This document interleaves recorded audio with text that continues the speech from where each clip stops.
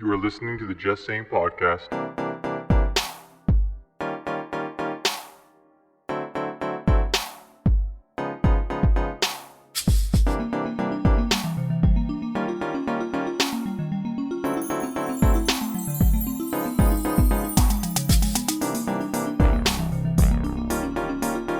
Welcome to the Just Saying podcast. I'm here with Amanda. Say hi, Amanda. Hello. Mike isn't with us today because Music stuff. He is El Pablo tonight, so yeah. Working on his music venture, which sounds really good. He is very busy with that, but Mike will be back very soon to talk about very, very cool things. We're getting a lot of Instagram love. We are getting a lot of Instagram love. It is very exciting. It's amazing. I'm getting all warm and fuzzy inside. It's great. I'm getting all warm and fuzzy inside because of that wonderful fact, and that fact that you should all go follow that Instagram. At Just Saying Podcast, we actually got the name. Yep. Which is awesome. We got the name, and I'm also warm and fuzzy because of this wonderful, wonderful warm beverage. What did you order from? Okay, we went to Tim Hortons. What did you order? You ordered some kind of Timmy's hack. Okay, so I ordered a white hot chocolate, but I asked them to put in a chai tea bag, like a chai tea bag. Yeah. Into the hot chocolate and an apple cinnamon tea bag. Wait, you put 2 in? I put 2 in. Okay, who told you about this? My one friend that used to work at Tim Hortons, she was like, put this with this and this. And she was like, I swear to God, it tastes like Christmas, but better. Honestly, I described it as a warm hug. Yeah, you said it was a warm hug. It is just so yummy. It is like drinking an apple pie, but better, with like a lot of ice cream, and it's just like drinking warm. An apple pie with a lot of ice cream. But it's like warm. Picture it like hug. warm and like smooth and creamy and like delicious. And warm it's hug, like velvet going down your throat. It's like, oh. This is disgusting. It's amazing. It doesn't it's not like literally chunky apple pie, but like it's all the flavor. If you don't like apple pie, you won't like it. But if you like apple pie and cinnamon. Anyways, back to what we were saying. Just saying. Yeah, loving all the feedback. Oh my gosh. Almost at 300 followers. So humbled. And how many downloads did we have last month? Tyler from Rattle Press informed us that in the month of October we had over 200 downloads.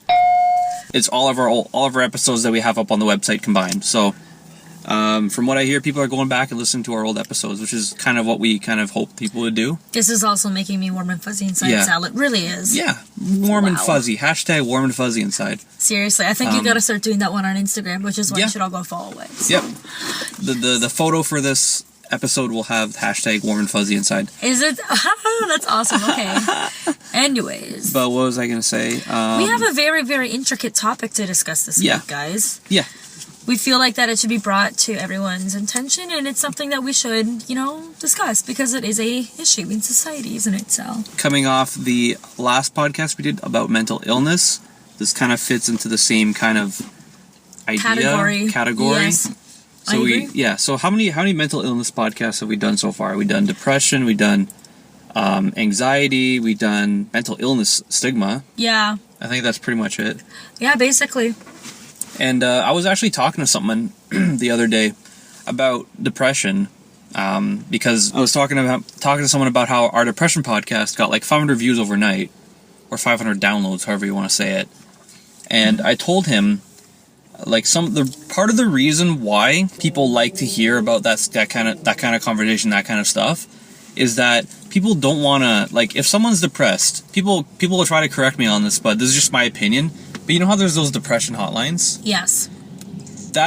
I feel like that kind of goes against the idea of depression. Like, if you're depressed, you don't want to know that you're depressed. You know what I mean? Nobody wants to admit it.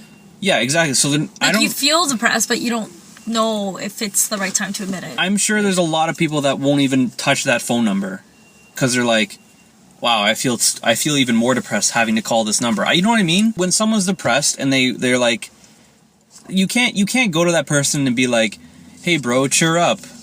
Yo bro, check out all these things that you have in your life you should be grateful for. You can't say that to someone who's depressed, because that'll make them feel even more depressed. Like, you have to. Yeah, I can see your point there. I mean, like, it is like encouraging to hear. Yeah. It is, but to an extent. It depends on the context that you're being told, I think. Yeah. I think that is situational, absolutely. In some cases, Exactly. it's like rubbing it in, and in other cases, it can be very handy. It all depends on the person and the situation. Yeah, basically what I'm trying to say is that's what we wanted to do when we made those podcasts. Of course. We wanted to be like consolace to someone. I don't know if that's the right word to use. Like, you want to make someone feel good about... Yes, you want people to know that they're not alone. Yeah, and like, what if they're going through the same situation, having the same thoughts and stuff like that? They want to feel, comforted by the fact that, people are talking about it, because I always see these commercials on TV. It's like, leading cause of depression. Depression leads to suicide. This month, 4,000 Ontarians will commit suicide because of depression. It's like, shut up. That's not helping. No. It's like freaking them out. So if I'm depressed, I'm just a statistics at some point. It's like, come on, people. Like, what the hell? If people would like to be informed of what the statistics are, yeah, and they can go look it up themselves. Exactly. I mean, it is important to have the information easily accessed to the public, so I think there should be better advertised. Yeah. Like... Actually, advertising it doesn't actually help at all, I feel. No, I think it should be more accessible, so I think it should be advertised to an extent, but very, very, modestly. Yeah. Like, I don't think it should be, something that you see every 5 minutes on a commercial. Yeah. It should be something, yeah. I feel like it depends on where you go. It should be properly advertised in, a more modest way. And I think that way people would, have a lot more, obligation to go, because they feel like it's something that's a lot more modest for them, too. It's a little more discreet. It's not so, hey, do you need help? Come here. Call this number. Depression is something that everyone's going to eventually deal with in their life, I feel. I do believe that it is a kind of a chemical imbalance in the brain. Some people don't understand. I've talked to people that think that depression and anxiety doesn't exist. It's just that you're just overthinking things. It's like, no, you don't understand, that is just sheer ignorance. I'm sorry. Someone could have depression. I'm sorry if I'm offending anybody by saying this, by the way. I do. Okay. I really, really do. But it is now something that you see so clearly outlined nowadays. When somebody says they're depressed, maybe they just happen to have depression. Yeah, some people. They're basically telling you, "Hey, listen to me. This is what's going on. I need some support." And you're basically saying to them, "It's just a thought. Shake it off." Yeah. And sometimes it's a lot easier said than done. A big part of healing yourself from depression is changing your thoughts, but that takes a long path to get to having that ability. A lot of people, when they're going through depression, don't have that control. And you can't just turn around in one day and just be like, yo, snap out of it, slap. Oh, I'm suddenly better now. And again, some people can. Great. Some people can, and a lot of people can't either. It all really depends on the person and the situation. But, it's something that causes a lot of grief. Yeah. And people's coping mechanisms, and this is what we're about to get to, sometimes result in ways that it ends up being more harmful to the body than they realize. Yeah, we've kind of gone on for this for a little bit longer than I kind of expected, but I just want to, get that out there that, depression's a thing. I want our podcast to, help people if they're in that situation. So essentially what we're saying is that we are advocates. Yeah, exactly. We're advocates. All of this, so but at the same time, we're still going to do the stupid off-the-wall topics. We're still going to talk about, drafts and stuff and... Oh. Because we're the podcast that just says we just say things, and that just fits the whole mantra. Yeah, we just say random things. It's the thing, but at the same time... That's the thing we do. We're still going to, talk about things that matter. We're going to be known as the just saying things that matters podcasts and stuff. Okay, but yeah, I'm rambling. We are very... I've been rambling. Okay, go. What's the topic today, Amanda? Addictions that are linked to mental illnesses. I mean, in a way, they all kind of are. But we're going to be talking about some weird stuff. Some really relatively normal stuff. Weird stuff and normal stuff. Yeah, we're gonna be realistic. We're gonna be looking at two different sides of the spectrum here, kids. Okay, kids. All right, kids. Kids don't really listen to our podcasts. I'm well aware. What are the two spectrums, Amanda? Actually, there's kind of a million different spectrums, so I might not have to categorize it into three different kind of spectrums. There's the addictions to drugs, alcohol, narcotics, medications. All the good stuff. So there's that side of it where, again, everything in moderation, kids. We need to remember that. Just don't go overboard. Don't, remember, this is something that you can become addicted to. Know your limits. And again, this is one spectrum of it. And then there's another part of it where it's you become addicted to a habit, Gambling, which is another addiction. Shopping, like an idea or like a mindset. Bulimia, anorexia, that's an addiction as well, to like having an eating disorder and stuff. And then there's the addiction to video games. And then there's, the strange addictions. We've seen TV shows like, I think it's on TLC, I believe, Strange Addictions. We've seen people being addicted to eating cotton balls. Clorox. Yeah. Cleaning their car. But let's take it back a bit. You said gaming addictions. Mm-hmm. That's actually a rising trend, actually. Yep. I was playing a game for the longest time, and the game was... I bought the game, like it was on a disc. It was a Xbox game.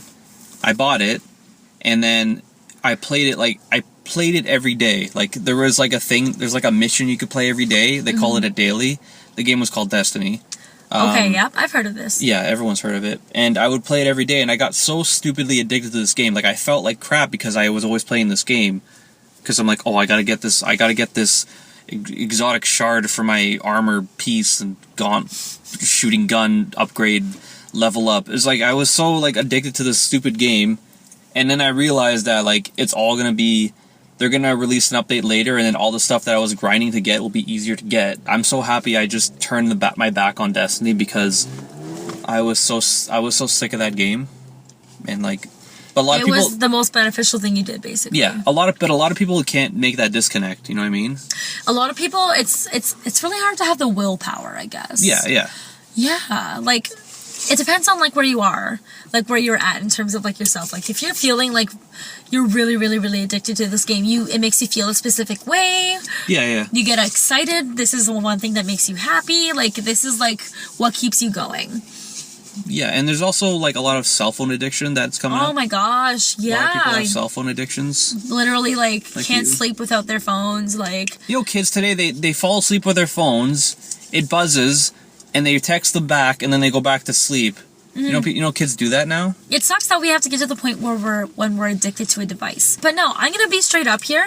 My cell phone is a lot of different things. It's not just my cell phone, which is where I have my phone calls, where I have my voicemails. Remember when phones can only do phone calls? Yeah, and now it's also my online bank. What? It's also my notepad. It's also calculator. It's my calculator. Your planner.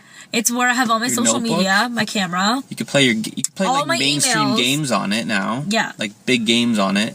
All your emails, your calendar. I've done my homework. Your Facebook, your Twitter, your Instagram. Everything. Your camera, your high definition camera. I bought a camera in 2000 and I bought a camera in 2006. HD camera. iPhone comes out completely so much better than it in every single way. Yeah. Like computer. It's your computer too. And now you can like use it as like a game system. You can hook it up to your TV and then you can buy a controller for it. Yep. And you can hook your phone up to your TV and then play a game with a controller on your TV through your phone. Your phone is literally like... Mind blown. It sucks that it's hard to kind of like fathom that it's like literally some people like... I use it for a lot of things. It's my lifeline. Hey, you know what's funny? When I don't have a phone, it's like stop. hard. What? We're recording this on a phone. We are recording. See, look at how crazy our phones are. Look how good the quality is. I have a $200 microphone that we took the pictures, the pictures of us with up against the CDs, the walls of CDs with that microphone. Promotional pictures, which you will see if you follow our Instagram. Yeah, that thing cost me, it's like a $200 microphone. What are you doing? That's gonna... Sorry, I'm fidgeting. Okay. I like to fidget, guys. So sorry. That $200 microphone, my iPhone 5 records similar, if not better quality audio than that microphone. Or like similar to. It's my lifeline, more or less. And that is like, I guess you could call it an addiction as well. How do you think that those addictions would come up? Like how do you think that someone would want to be... You grow such a strong attachment of like, you just grow such a strong attachment and a sense of security, and sometimes some people don't always have that present in their lives, and it's like they find that in this device. They're always connected to people. It brings them like... Do you think, is it something they're lacking something inside? I think emotionally? I think, again, it's always situational. Yeah, like, there's the people that become addicted to a substance or a person or a habit. A person. Based on an experience. Yeah, some people are like, some people become so emotionally attached to someone and they're lacking... They have so much hurt in their lives. Like, I'm talking about like a situational thing where somebody became addicted after a time in their life, like an accident or a surgery, or they got ill, or they lost a loved one, like something like that. This is deep. Yeah, like there's those kinds of addictions as well. Like, and like some people will become attached to a person. Yeah, like relationship stuff. It happens. Some people, it's a habit. Like there's hoarding. Like there's people that lose a loved one and they begin to hoard because they're trying to hold on to all the memories they have of them possible. Is that what that's from? That's part of it, yeah. And it's another, hoarding also ties in with anxiety disorder as well. You said that, but how is that a form of anxiety? Like you're just so anxious you're too terrified to let it go. You can't let it go. It makes you anxious. Like you're scared to leave the house. You're scared to, I don't know. That's crazy. You're scared of losing everything you have left of that person or that memory, you know? Anyways. Yeah. That's one whole spectrum of addiction right there. That's insane. Yeah, it's pretty crazy. Another kind of addiction, I guess you could call it too, is like I mentioned, habits can be addictions as well. Mm-hmm. Like some people can be addicted to, I guess you could call sex a habit, but I think that's a whole other level of addiction as well. Whoa. Yeah. Addicted to sex? Yeah. That's a thing. What about alcohol? Alcohol, well, that's like another level of spectrum. That's for sure. Alcoholism is life destroying. That is probably like one of the top ones up there with like heavy drugs and narcotics. But couldn't you say that, more, I guess, would say more life destructing, but wouldn't a lot of different anxieties be quote unquote life destructing? Of course. Yeah. Even social anxiety, like if you deal with social anxiety long enough, it can eventually become something that is so ingrained in you that it's like something so detrimental just to leave the house. Some people can't overcome it and some people can. Exactly. And anxiety really does get in the way, like it really does. And that's something that can kind of, be alleviated once you find something that makes the pain go away. Exactly. Yeah. Addictions. It all ties in. Sal, who gave you this essay? Yeah, I had a friend of mine gave me an essay that she was writing for her class, and she actually did an essay on addictions, which actually was the reason why we're doing this podcast on addictions, because I was helping her with it. She wanted me to proofread it, so she sent it to me through Facebook. She actually made a really good point in her thesis. And so I told her, I'm using this as a rundown for a podcast, and she's like, yeah, go ahead. And I just so happened to really agree with the thesis that she wrote about. Yeah. The thesis here was, drugs are addictive due to the emotional attachment people get towards them due to possible lack of affection throughout their life. Bam. However, she doesn't think that everyone with emotional and chemical imbalances turn to drugs and become addicts. So again, it's always situational. Like some people will go through life experience and people that come and go from their life, and they will cope with it in a way that is detrimental and that, is a habit that's built up over time, and that's addiction. And then there's some people that deal with it in different ways. Again, it's always situational, but she does make a point. Yeah. That was a good With that essay. Emotional, it was a very good essay. Props to you. What was I going to say? And then there's even like the people that have like healthy habits, but they're so addicted to it. Like people that are addicted to the gym. Yeah, like there's like a running high. Yeah. Yeah. Yeah, like mind you, like it's always good to be active. Like that's something that's good for you. And again, like that's a good addiction. And it's a very good addiction, but you know what? In moderation, because again, like if you're addicted to dieting, essentially, like in a very unique form, it is a form of an eating disorder. If you're so addicted to dieting and obsessed with like your weight, like if it gets to a point where it's like you literally like can't go a single day without some sort of crazy physical activity going on, or there's like an excess of it in your life, like, it is an addiction. You're doing a good thing by like wanting to be balanced and healthy and be healthy at all times, but like, again, everything in moderation. Every single thing in life in moderation. Yep. That's what my grandmother said. And the thing is, like, especially when people find solace and comfort in like health and wellness, and they just want to feel that way all the time, that does happen. And then there's people like me. I'll be honest with you. I love being busy. I really enjoy the fact that I currently work 3 jobs. Co-direct the nonprofit organization Happy, that I'm still working on some really exciting things happening. I like that blog you put up. That was good. Yes. I shared it on the Just Sayin Facebook page. All of you should go check out my article, The Pursuit of Happiness, that I posted for Happy's website. The first official blog. Check it out weekly. You will hear lots of discussions on mental health and addictions in many, many different perspectives and languages, because we also do Arabic blogs for all of our Arabic viewers. Check it out. Nice. So it's a very cool thing. Check it out. You'll see quite a few of them. So anyways, yes. Continue, Sal. Yes. What kind of addictions do you have, you say? Me. I love being busy. Like, I don't have much time on my hands. I work probably between 45 and 55 to 60 hours a week, depending on, like, where I'm working and the time of year. And I help you out. And then I'm also doing some more extra work on the side for Happy. And soon my mom's going to want me to help her out, too, with a few things for her real estate. So... You know, workaholic is actually an addiction, right? Yes. I know for a fact, like, I enjoy being busy because I know, like, I enjoy my downtime. I really do. But, like, I think a lot and I like to be distracted from that sometimes. And for me, like, I'd rather do something where I know I'm going to benefit from it as long as I take good care of myself. My addictions would be probably video games. Like I said, I had the addiction to Destiny. I would call it an addiction. I think it just might be that. I did have an addiction to work too. I realized that, you can't work yourself to death. No. Because you'll regret it when you're older. I've read so many things, like, on Reddit and on, like, the internet. Yeah. Like, of people saying, like, they're older and older and they regret working so hard at a job or something like that. I don't know. It was a different kind of conversation. Like, it was a different... They worded differently, but they said they regretted throwing their life into something that, in the long run, wouldn't really matter. You know what I mean? Yeah. It's one of those things. And that's the thing, like, I think that you do need to work hard to, like, build up a life for yourself, and that's what I'm kind of in the process of doing right now, and that's why I'm kind of okay that I'm grinding everything out right now, you're doing because good. I know it's not permanent. I want to do it for like a year, do all this crazy like volunteering and working things, and like I just want to get it out of my system, and I want to build a foundation for myself. I want to finish my university. I want to really get a good job, possibly start my own nonprofit, my own business. Like, I'm even thinking about one day going to culinary school. Because why the hell not?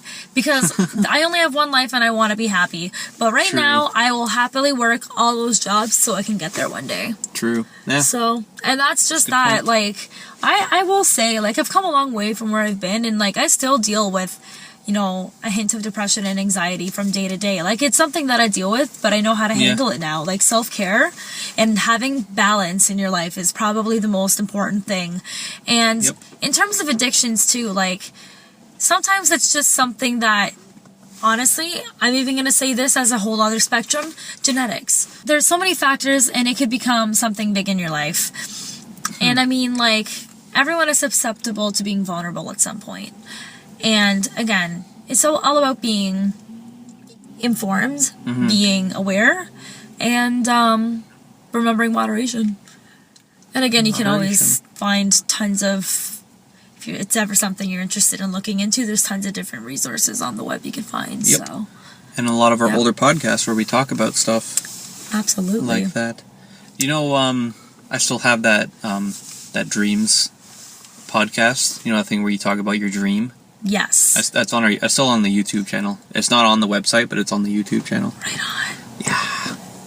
It's where you talk about like your dream or something of like wanting to help people. Yeah. So anything else you want to talk about, Amanda, about addiction? Honestly, there's just so many different spectrums of it. We could sit here and go on and on and on, but quite honestly, I want to hear what everyone else has to say too. Yes. So, if you've heard this episode and you have any thoughts, leave a comment on the photo on our Instagram page. Or we're gonna push that. Please feel free to make suggestions as well. Or just overall feedback is awesome, but directly message us. In this particular thing, I want to know what you guys all think. Yeah. I love when people comment on our stuff and just be like you guys are awesome. Makes me all warm and fuzzy. We had a comment on our mental illness podcast where someone's like basically straight out called us amazing and put a heart next to it.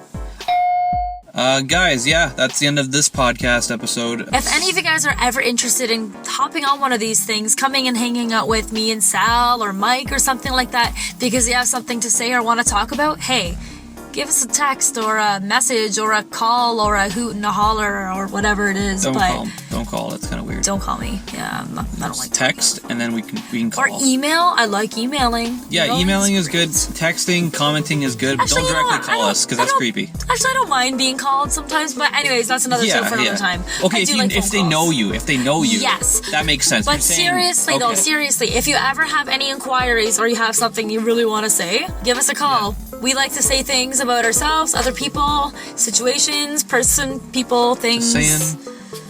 Everything, basically. When we started this podcast, I wanted to be like an open mic where like random people will just be on every week.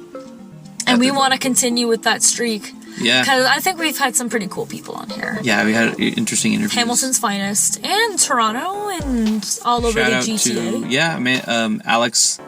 Alexandra from the last episode. Yeah, she's pretty cool. People love that. Everyone loved that episode. And I think that just about wraps it up for this And there's more interviews to come. We're still in the talks. Still in talks with people. And it's hard because we all work like steady jobs, but we still get around to having some fun. Yeah, and we're not making money off this. So this is kind of like a hobby of ours. So like any kind of feedback we can get back from it, even just like likes and comments based saying like good job, is just like kind of like our payment, basically. It's awesome. You know what I mean? So. And again, please, we love hearing suggestions. Suggestions are what makes us warm and fuzzy. So. Yeah, warm and fuzzy, and yeah. Yes. Hashtag warm and fuzzy inside. It was so lame. But it's cool. Lame. Let's just, It's, us. Anyways, that's all we gotta say for today. Thank you for tuning in. And we will see you, or you will hear us. You'll hear from us pretty soon. Yep. Thanks for listening. Okay. Adios. Bye. What are you saying? Okay, bye. Bye.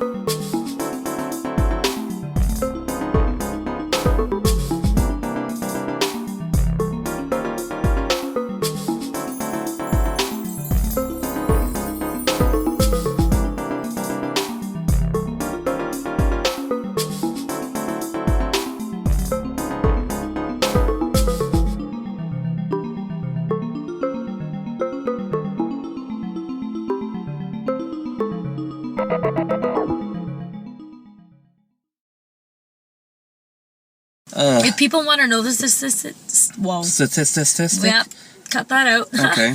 Casual stutter.